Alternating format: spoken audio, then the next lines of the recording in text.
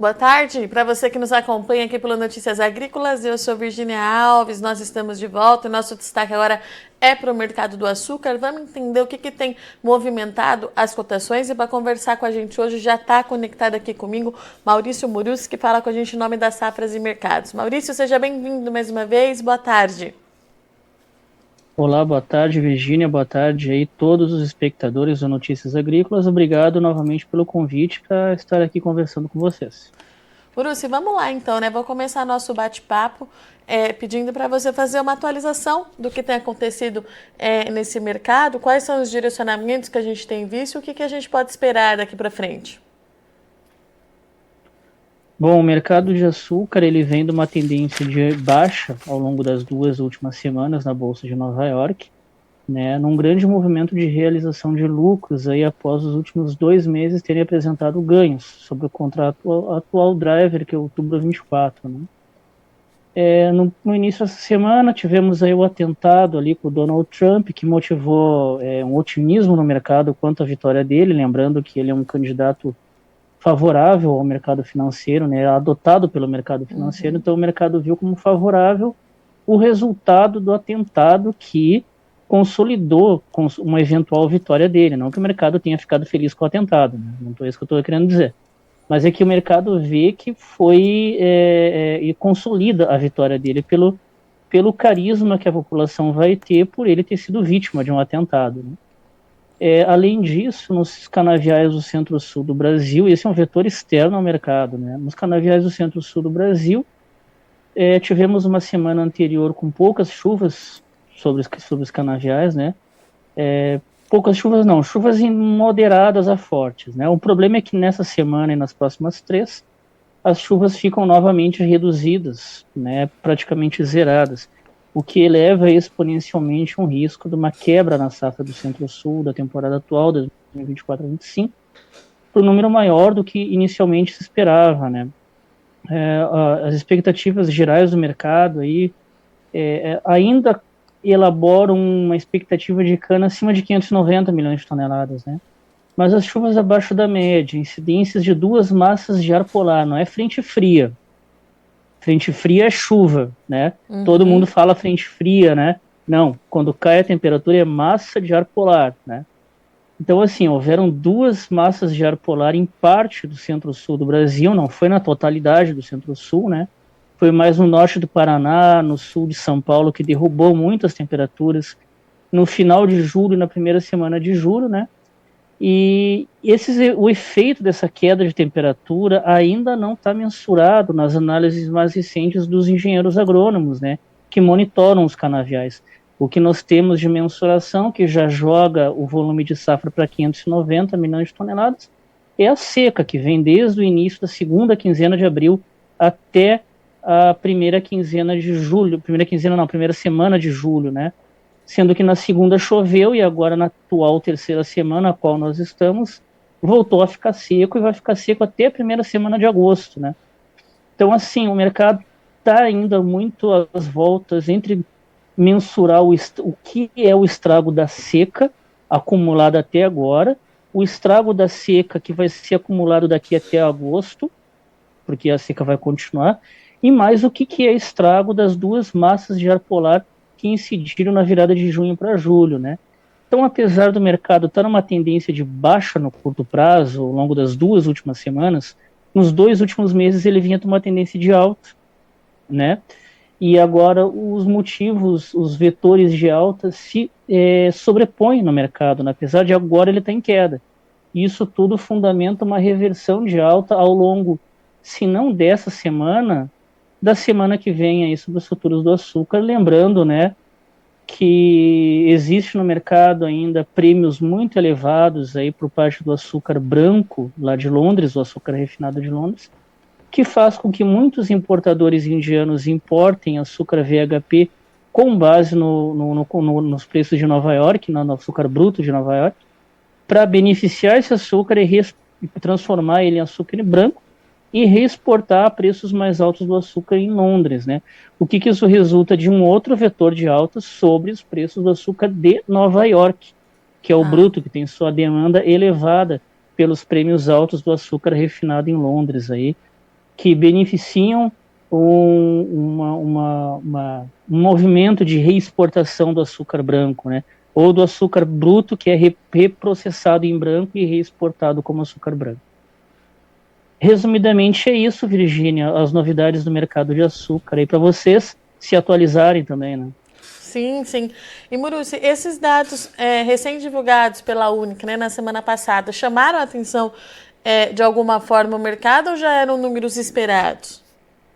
Eram números esperados já, o mercado sabe que ele está se encaminhando para o ápice da temporada, né, mas que a chuva muito abaixo da média está prejudicando muito a quantidade de cana que seria colhida e não está sendo, porque as usinas pegam uma cana que está muito impactada pela seca, elas deixam essa cana um pouco mais no canavial na esperança de que pegue mais chuvas, né? E que foi o que aconteceu na semana passada, mas o problema da chuva da semana passada é que ela não se prolongou sobre essa semana, né? Então, a moagem ela está ocorrendo, ela está se encaminhando para o ápice da temporada, mas não está avançando de modo tão intenso quanto deveria por conta dos efeitos da seca, né, Virgínia? Então a gente tem um cenário aí de bastante incerteza em relação à produção do Brasil, é isso? Eu diria assim, nós temos uma certeza que vai quebrar a safra. Só não sabe o quando. Essa é uma... Aí é que tá, se a gente o nosso número das safras de mercado é abaixo de 590 milhões de toneladas. É que nós, assim, como eu disse agora há pouco, tem efeitos da massa de ar polar que não foram precificados ainda. Precificados não, contabilizados ainda, tá? O que nós temos contabilizado é os efeitos da seca que vem da segunda quinzena de abril até a quarta semana de junho, tá? Essa seca aí desse período está contabilizada, é 590. O problema é que tem a seca que continua agora da terceira semana de julho, né, até a primeira quinzena de agosto, e as duas massas de ar polar nesse meio tempo que incidiram. Então é por conta disso que a gente sabe, a certeza que nós temos que é abaixo de 590. Mas vai ser provavelmente acima de 583 a 585. Agora o número exato ainda nós não temos, né? Dá para se dizer que o mercado tem certeza que é abaixo de 590, mas o quanto a gente não sabe ainda, né? Entendi. E Muruci, em relação às informações da Índia, temporada de chuva por lá, o que a gente pode atualizar o pessoal hoje? As chuvas de monção estão muito em linha com a média de 5 anos. Tá. Os volumes até agora estão apenas 2% acima da média de 5 anos, sendo que aí é que está a grande jogada, né? Que um mês antes da temporada de monção iniciar, se esperava, isso não nós aqui da Safras de Mercado que estamos falando, né? É o Departamento de Climatologia da Índia que esperava volumes 106% acima da média de 5 anos. E por que eles esperavam 106% acima da média de 5 anos, mais do que o dobro, né? Por conta do Laninha, que até então se esperava que se sobreposse às chuvas de monção. O NOAA, que é o Departamento de Climatologia dos Estados Unidos, até então indicava 69% de chance do Laninha se desenvolver entre julho a setembro. E lembrando que as monções vão de junho a setembro. Então era praticamente sobreposto, né? E aí, com base nisso, o Departamento de Climatologia da Índia falou, não, estamos 106% acima, né? Mais do que o dobro.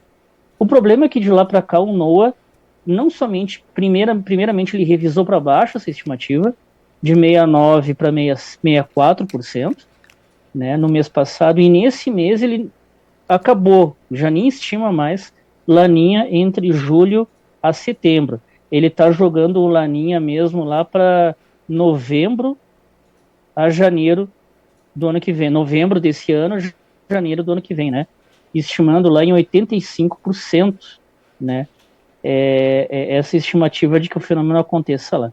Então, o Laninha, se acontecer, não vai se sobrepor com as monções. E aí, então, o Departamento de Climatologia da Índia já não falou mais nada, expectativa, né? Não falou nem que não considera mais 106% acima. Simplesmente não tocou mais no assunto, né? Mas ele está divulgando a quantidade de chuvas que está incidindo na Índia, e o posicionamento dessa chuva com relação à média de 5 anos, né? E o primeiro mês de monção de junho, né, o primeiro mês que começa em junho, vai até setembro, mostrou volumes aí de 2% acima, né, ou seja, totalmente alinhado com a média histórica. Não está nem abaixo nem acima, né. Essas são as novidades lá da Ásia, as chuvas da Ásia, por enquanto, né. E, Maurício, diante de tudo isso, você acredita que Nova York vai operar aí nas próximas semanas dentro de qual valor? Entre 19,50 a 20 centavos de dólar por libra-peso no restante desse mês de julho. Lembrando que a gente tem a segunda quinzena toda aí pela frente. Muito bom. Muriuci, obrigada mais uma vez pela sua disponibilidade, parceria, portas abertas, volte sempre, até a próxima. Eu agradeço uma vez o convite, um grande abraço a todos e até a próxima. Portanto, essas foram as atualizações com Maurício Muriuci, que falou com a gente em nome das safras e mercados para o mercado do açúcar. Tem bastante coisa para acontecer, clima muito seco aqui no Brasil e também duas massas de ar frio aí que derrubaram as temperaturas nas últimas semanas, pode sim trazer algum impacto nos canaviais. Esse é um cenário que a gente vai ter que acompanhar mais no médio prazo para entender o que isso pode trazer de impacto, então, para a produção no centro-sul do país. Eu agradeço muito sua audiência e companhia, não sai daí que já já a gente está de volta.